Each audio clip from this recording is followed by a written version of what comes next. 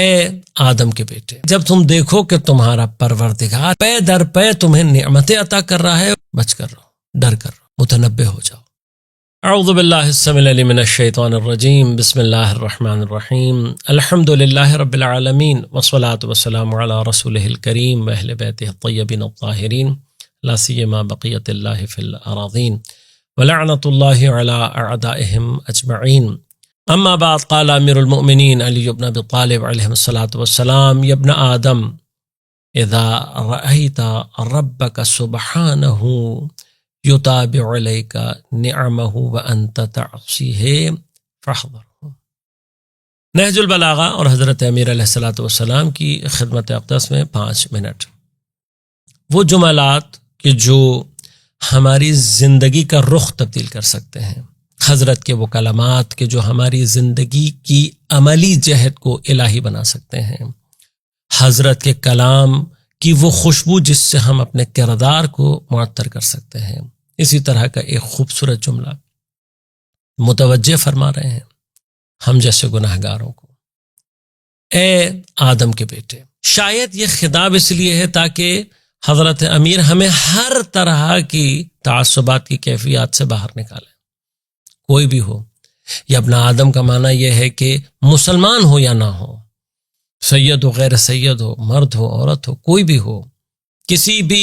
مذہب سے، کسی بھی مسلک سے، کسی بھی مکتب فکر، کیونکہ ہم سب ابن آدم، سب کو مخاطب کر کے فرما رہے ہیں کہ اذا رأیت ربک سبحانہ یتابع علیک نعمہ، کہ جب تم دیکھو کہ تمہارا پروردگار کہ جس کی ذات منزہ و مبرہ ہے، پے در پے تمہیں نعمتیں عطا کر رہا ہے، وانت تعصیہ، اس حال میں کہ تم اس کی معصیت کر رہے ہو، فاحذر ہو، بس بچ کر رہو، ڈر کر رہو، متنبہ ہو جاؤ۔ یعنی کیا؟ میرے گناہوں کے باوجود، میری معصیت کے باوجود خدا کی نعمتیں مجھ پر بڑھ رہی ہیں، کیا مجھے خوش ہونا چاہیے؟ کیا مجھے یہ سوچنا چاہیے کہ میرا پروردگار مجھ سے ایکسٹرا خوش ہے؟ نہیں، پروردگار کا ایک بہت سمپل سا قانون ہے جسے قرآن میں ذکر فرمایا، لئن شکرتم لازیدنکم ولئن کفرتم ان عذابی لشدید، اگر تم میری نعمتوں کا شکر ادا کرو گے لازیدنکم، میں بڑھا دوں گا، لیکن اگر تم نے کفران نعمت کیا تو ان عذابی لشدید۔ تو یہ کیا ہے کہ میں کفران نعمت کر رہا ہوں، گناہ کے ذریعے سے، معصیت کے ذریعے سے، نافرمانی کے ذریعے سے، اور میرے اوپر نعمتیں بڑھ رہی ہیں۔ امام فرماتے ہیں کہ اگر یہ کیفیت ہو جائے، ڈر کے رہو، بچ کے رہو اور متوجہ ہو جاؤ۔ کیوں؟ اس لیے کہ خدا نخواستہ تم اپنی کثرت گناہ اور معصیت سے شاید اس طرف جا رہے ہو کہ جہاں تم اپنے اوپر ہدایت کے راستوں کو بند کر رہے ہو، اور جب ہدایت کے راستے بند ہو جائیں تو ایک وقت وہ آتا ہے کہ جب خدا دلوں پر قفل لگا دیتا ہے، ایک وقت وہ آتا ہے کہ جب انسان کی کثرت معصیت اس کے قلب کو اتنا سیاہ کر دیتی ہے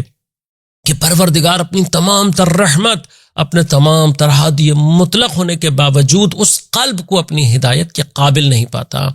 لہٰذا ایسے قلب کو خدا نہیں چاہتا کہ اس کی طرف متوجہ ہو۔ ہم بعض اوقات یہ سمجھتے ہیں کہ شاید یہ مشکلات جو آ رہی ہیں خدا ہم سے ناراض ہیں، نہیں عزیزوں، اتفاقاً ہم عکس دیکھ رہے ہیں، ہم نے خدا کے تصور کو واقعاً الٹا لیا ہوا ہے۔ خدا جب اپنے بندے کو مشکلات میں مبتلا کرتا ہے تو مشکلات اسے خدا کی طرف متوجہ رکھتی ہیں، یعنی خدا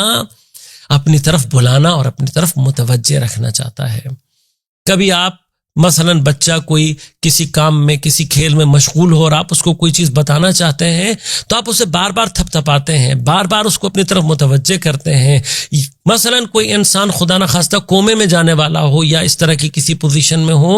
کہ اسے جگا کر رکھنے کی ضرورت ہو، ایکسیسو بلیڈنگ ہو جاتی ہے اور بندہ کومے کی طرف جا رہا ہوتا ہے تو اسے مار مار کے جگایا جاتا ہے تاکہ اسے بچایا جا سکے۔ یہ مشکلات اسی مار کی طرح سے ہوتی ہیں کہ جو خدا اپنی تمام تر رحمت کے ساتھ اپنے بندے کو اس کی تباہی سے بچانے کے لیے اور اپنی طرف متوجہ رکھنے کے لیے اس کو اس میں مبتلا کرتا ہے، لیکن جس کو خدا نظر انداز کرنے پر آ جائے، تصور کیجئے گا کتنا خوفناک، گرچہ نعمتوں کی فراوانی ہے لیکن اگر معصیت کے ساتھ ہے تو سمجھ لو کہ تم ان بدبخت افراد میں سے ہو گئے ہو جنہیں خدا اپنی طرف متوجہ نہیں کرنا چاہتا۔ لہٰذا میں مبارکباد دوں گا ان تمام افراد کو جو اپنی زندگیوں میں مشکلات لیے بیٹھے ہیں، ان مشکلات کے ذریعے سے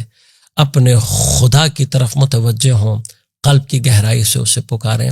خود اگر مشکل کا نتیجہ خدا سے قربت ہے، اس سے بڑی کوئی نعمت ہو سکتی ہے؟ اس پہ سوچئے گا اور نہج البلاغہ سے اپنی زندگیوں کے حل نکالیں۔